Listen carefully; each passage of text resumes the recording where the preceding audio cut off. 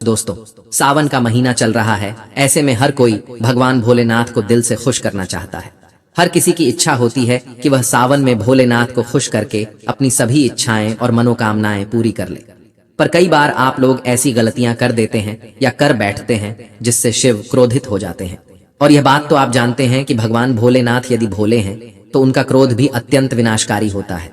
दोस्तों, इसलिए यदि आपने या आपके घर में किसी ने व्रत रखा है या आप सावन को पूरे विधि विधान से पूरा करना चाहते हैं तो आज के इस वीडियो में जो बातें बताई गई हैं उनको ध्यानपूर्वक सुनकर समझ ले। दोस्तों, सावन में कई ऐसे काम होते हैं जिनको करना वर्जित माना गया है। दोस्तों, यदि भोलेनाथ की कृपा हो जाए तो काल भी आपका कुछ नहीं कर पाएगा, क्योंकि कालों के भी काल है महाकाल। इसलिए यदि आप भी महादेव की कृपा पाना चाहते हैं तो सच्चे दिल से कमेंट बॉक्स में लिखे हर हर महादेव, ओम नमः शिवाय और कमेंट में अपनी राशि जरूर डाल दीजिएगा। यदि हमारे पास सावन में आपकी राशि के अनुसार कोई उपाय होगा तो वह आकर हम आपके कमेंट में जरूर बताते हैं और आपको बड़े से बड़ा लाभ होगा।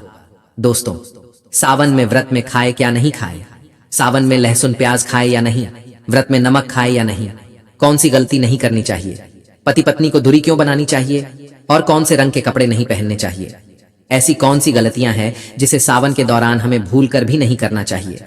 और मंदिर में जो एक लोटा जल रखा जाता है उस जल का हम क्या करें, पी जाए या तुलसी में डाल दे या पेड़ पौधों में डाल दे या इस जल से स्नान करें।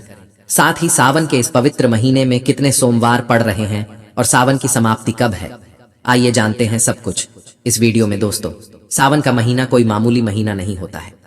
यह महीना साक्षात एक ऐसे प्रेम की सौगात लेकर आता है जिस भी भक्तों को बड़ी बेसब्री से इंतजार रहता है। सावन का महीना इतना पवित्र होता है जिसका आप अंदाजा भी नहीं लगा सकते।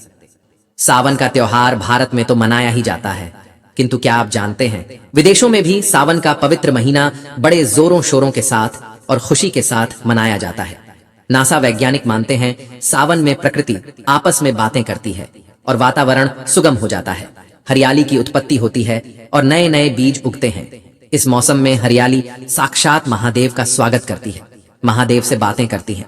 आपको बता दें, शास्त्रों में सावन सोमवार का व्रत जो भी महिला या पुरुष करते हैं तो वह व्यक्ति भगवान भोलेनाथ का सर्वाधिक प्रिय हो जाता है।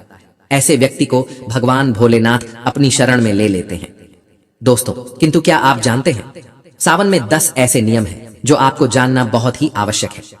यदि इन नियमों का पालन यदि आप अपने जीवन में नहीं करते हैं तो आपको भगवान शिवा के क्रोध का सामना करना पड़ सकता है। आपका पूरा परिवार गरीबी, निर्धनता और बर्बादी का सामना कर सकता है। दोस्तों, आज की वीडियो बहुत ही बड़ी है, वीडियो को अंत तक जरूर देखें, क्योंकि अधूरा ज्ञान हमेशा खतरनाक साबित होता है। इसलिए वीडियो को पूरा अंत तक जरूर देखें और सच्चे दिल से कमेंट बॉक्स में लिखें हर हर महादेव, ओम नमः शिवाय। वीडियो को लाइक जरूर करें। आइए जानते हैं। दोस्तों, सबसे पहले जानते हैं सावन सोमवार व्रत की तारीख। पहले सोमवार का व्रत 22 जुलाई, दूसरे सोमवार का व्रत 29 जुलाई, तीसरे सोमवार का व्रत 5 अगस्त, चौथा सोमवार 12 अगस्त, पांचवा व्रत 19 अगस्त को रखा जाएगा। सावन का पवित्र महीना 22 जुलाई को पड़ा है और इसी दिन सावन का पहला व्रत सावन सोमवार पड़ा है, जो कि बहुत ही शुभ और अत्यंत दुर्लभ मंगलकारी माना जा रहा है। पहले दिन सावन सोमवार का व्रत खास है, दुर्लभ है, कई सैकड़ों सालों के बाद जाकर के महासंयोग आ रहा है। इस शुभ दिन पर लाखों करोड़ों श्रद्धालु लोग व्रत अवश्य रखेंगे और व्रत में कई ऐसी चीजें खाएंगे, व्रत की पूर्ति होगी। शिवा व्रत सावन सोमवार व्रत पूर्ण माना जाएगा, किंतु ऐसे में हम जानते हैं व्रत में क्या खाए और क्या नहीं खाए। दोस्तों, यदि आपने सावन सोमवार का व्रत रखा है तो आप इस दिन सात्विक भोजन ही करें। व्रत में डब्बा बंद जूस नहीं पीना चाहिए, उसमें कई केमिकल पड़े होते हैं जिससे व्रत टूट जाता है। और व्रत में लंबे समय का रखा हुआ भोजन कभी नहीं करना चाहिए, वह दूषित भोजन कहलाता है जिसमें विष होता है। सावन के व्रत में दूध नहीं पीना चाहिए, इससे भगवान शिवा क्रोधित हो जाते हैं। सावन में हल्दी मिलाकर दूध पीने से भयंकर श्राप लगता है। सावन में बच्चों को दूध पी लेना चाहिए, पर घर में बड़ों को दूध नहीं पीना चाहिए। यदि कोई बीमार है, किसी कारणवश यदि दूध की आवश्यकता हो तो उसे पी लेना। यदि सावन का व्रत यदि आपने मीठे पर रखा है तो आप मीठी मीठी बर्फी भोग लगाने के बाद खाइए। भगवान शिव जी को भोग लगाने के बाद खीर, पराठा या दही खा सकते। मीठी मिश्री खाएं या आटे का मीठा मीठा चीला बनाकर आप खा सकते हैं। यदि व्रत छटपटा पर रखा है तो आप चाहे तो सेंधा नमक से बने आलू के पकवान खा सकते हैं। आलू की सब्जी, कूटू का आटे की रोटी के साथ खा सकते हैं। सादा दही में डालकर खीरा खा सकते हैं। व्रतधारी को सावन सोमवार के व्रत में बेसन, मैदा, सत्त, अन्न और अनाज का सेवन नहीं करना चाहिए सावन में जितना जल्दी हो सके। सावन शुरू होने से पहले यदि घर में आपके बैंगन की सब्जी या साबुत बैंगन रखा हुआ है, जो कि बैंगन को इंग्लिश में ब्रिंजल बोलते हैं, यदि घर में हो तो तुरंत हटा दे। इस शिवा अत्यंत क्रोधी हो जाते हैं। सावन में यदि पालक का साग रखा है तो घर से बाहर फेंक दे। साग सब्जियां सावन में खाना वर्जित होती है, खासकर बैंगन तो घर में भूल कर भी नहीं रखना चाहिए, नहीं तो घर हो जाएगा कंगाल। भगवान शिवा क्रोधित हो जाते हैं।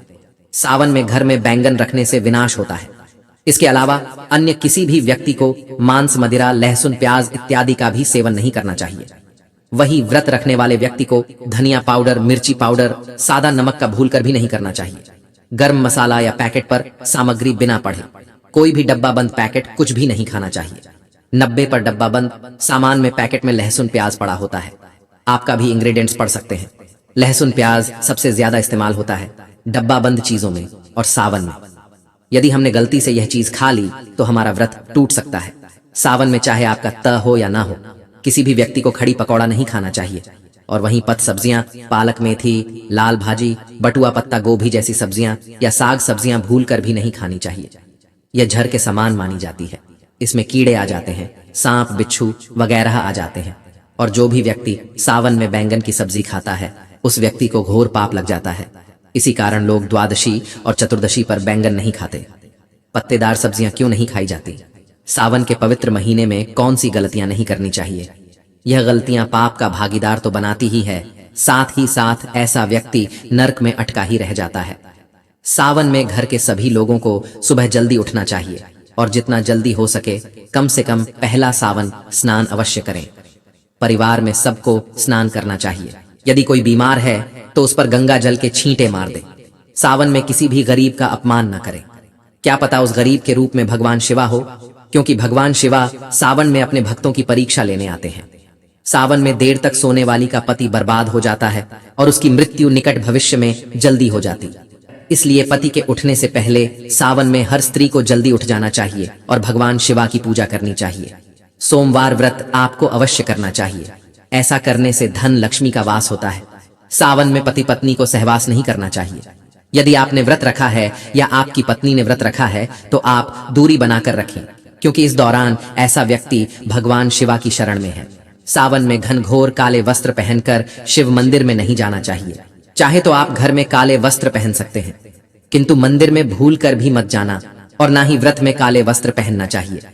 वैसे तो सावन में लहसुन प्याज नहीं खाना चाहिए, पर यदि आपका व्रत है तो उस दिन पूरे परिवार को लहसुन प्याज से परहेज करना चाहिए।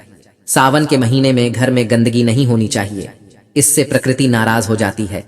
सावन में आपके घर का जो मंदिर है उसमें माचिस के खाली या पड़े डिब्बे या माचिस नहीं रखनी चाहिए। सावन में घर में किसी भी व्यक्ति को गाली नहीं देनी चाहिए, चुगली आदि नहीं करनी चाहिए। पत्नी को अपशब्द नहीं कहने चाहिए और ना ही पति को अपशब्द कहने चाहिए। इससे भगवान शिव आपको श्राप दे देते हैं। सावन में जो भी व्यक्ति दूध में हल्दी डालकर पीता है उसके ऊपर महाकाल का क्रोध बरसता है। सावन में बाल, नाखून वगैरह नहीं बनवाना चाहिए। यह आपको पहले कर लेना चाहिए। कोई ज्यादा समस्या तो आप ऐसा कर सकते हैं, पर शिवजी से क्षमा अवश्य मांग लें। सावन में शरीर पर तेल नहीं लगाना चाहिए। यदि आपका व्रत है तो आप शरीर पर तेल न लगाएं। दोस्तों, माता पिता का सम्मान करना चाहिए, क्योंकि माँ, माता पार्वती और पिता भगवान शिव को माना जाता है। इसलिए माता पिता में इन दोनों का वास होता है। माँ पिता का आदर करने से भगवान शिव और माँ पार्वती प्रसन्न होते हैं। सावन में देवी देवता से जुड़ी कोई भी शुभ चीज उपहार के तौर में कभी किसी को मत देना, नहीं तो भगवान शिव आपके घर से सदैव के लिए चले जाएंगे। दोस्तों, अब जानते हैं सावन के इस पवित्र महीने में शिवलिंग पर कौन कौन सी चीजें नहीं चढ़ा चाहिए जिससे आपको पाप ना लगे। शिव पुराण के अनुसार शिव भक्तों को कभी भी भगवान शिव को तुलसी, हल्दी और सिंदूर सहित यह 6 वस्तु नहीं चढ़ा चाहिए। पौराणिक कथा के अनुसार केतकी के फूल ने ब्रह्मा जी के झूठ में साथ दिया था, जिससे नाराज होकर भगवान भोलेनाथ ने केतकी के फूल को श्राप दिया। इस केतकी का फूल शिवलिंग पर नहीं चढ़ाया जाता और वहीं नारियल का पानी भी शिवलिंग पर कभी भी अर्पित नहीं करना चाहिए। शंख से जल भी भगवान भोलेनाथ को नहीं चढ़ाना चाहिए।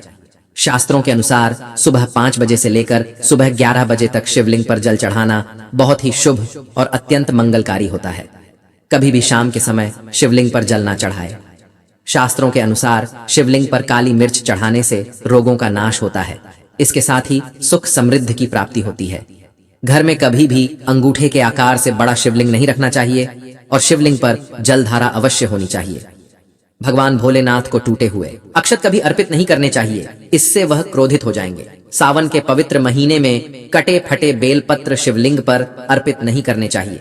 बेलपत्र की संख्या 3 होनी चाहिए। बेल पूरे साबुत होने चाहिए, लेकिन आप 6 महीने पुराने बेलपत्र भी शिवलिंग पर अर्पित कर सकते हैं, लेकिन वो कटा फटा ना। 6 महीने तक बेलपत्र पवित्र और शुभ माना जाता है। सच्चे दिल से बेलपत्र शिवलिंग पर चढ़ाने से 21 मनोकामनाएं पूर्ण हो जाती है। भगवान शिवा को दूध में पानी डालकर नहीं अर्पित करना चाहिए, इससे आपको फल भी इसी तरह ही मिलेगा। भगवान शिवा को एक बूथ भी आप अर्पित कर सकते हैं, पर दूध शुद्ध होना चाहिए और आपका मन भी शुद्ध होना चाहिए। शास्त्रों के अनुसार पीतल के कलश से शिवलिंग पर दूध चढ़ाना सबसे उत्तम बताया गया है। धार्मिक कर्मकांड में पीतल के बर्तनों का विशेष महत्व बताया गया है। विवाह आदि के कार्यों में इसलिए पीतल के बर्तनों का प्रयोग किया जाता है। आपको बता दें, सोमवार को पीतल के कलश से ही शिवलिंग पर दूध से अभिषेक शुभ बताया गया है। स्टील और प्लास्टिक से बने बर्तन का प्रयोग ना करें। शिवलिंग पर जल चढ़ाते समय वह जल आपके पैरों के पास नहीं जाना चाहिए, अशुभ माना जाता है। उसे लांघना भी नहीं चाहिए, उसे हम जल हैरी कहते हैं। सावन में जल अपने घर का होना चाहिए। मंदिर से जल भरकर मंदिर में ही अर्पित नहीं करना चाहिए, इससे आपका भाग्य खराब हो सकता है।